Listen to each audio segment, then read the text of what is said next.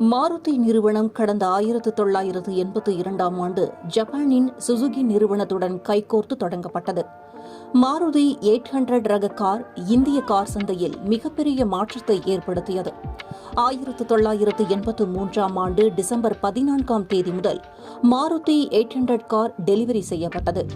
மாருதி காரை உருவாக்கியதில் முக்கிய பங்காற்றியவர் சுசுகி நிறுவனத்தின் மறைந்த முன்னாள் தலைவருமான ஒசாமு சுசுகி ஆவார்.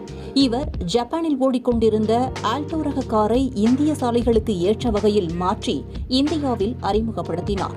அதற்கு பிறகு இன்று வரை இந்தியாவின் முன்னணி கார் நிறுவனம் இதுதான்.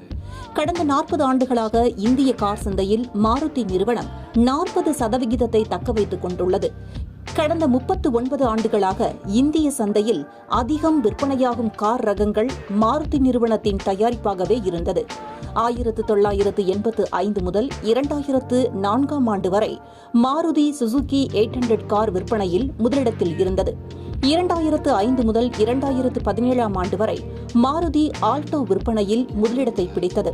2018 மாருதி சுசுகி டிசையர், 2019ஆம் ஆண்டு Maruti Suzuki Alto, 2020 Maruti Suzuki Swift, 2021 Maruti Suzuki Wagon R, 2023 Maruti Suzuki Swift முதலிடத்தில் இருந்தது.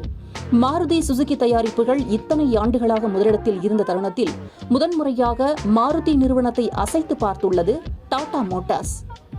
கடந்த 2024ஆம் ஆண்டு டாடா நிறுவனத்தின் தயாரிப்பான டாடா பஞ்ச் இந்திய அளவில் விற்பனையில் முதலிடத்தை பிடித்து சாதனை படைத்துள்ளது. கடந்த ஆண்டில் மட்டும் 2,02,031 டாடா பஞ்ச் ரக கார் விற்கப்பட்டுள்ளது.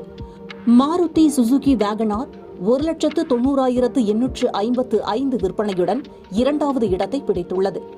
கடந்த 2021ஆம் ஆண்டு மிடில் கிளாஸ் மக்களை கவரும் வகையில் செமி எஸ்யூவி ரக காராக பஞ்ச் அறிமுகப்படுத்தப்பட்டது. அறிமுகப்படுத்தப்பட்ட அடுத்த ஆண்டிலேயே, அதாவது 2022ஆம் ஆண்டு 2 லட்சம் பஞ்ச் கார்கள் விற்பனையானது. பெட்ரோல், எலக்ட்ரிக், சிஎன்ஜி வெரைட்டிகளில் இந்த கார் கிடைக்கிறது. 6.13 லட்சத்தில் இருந்து 14.29 லட்சம் வரை இந்த கார் விற்பனையாகிறது.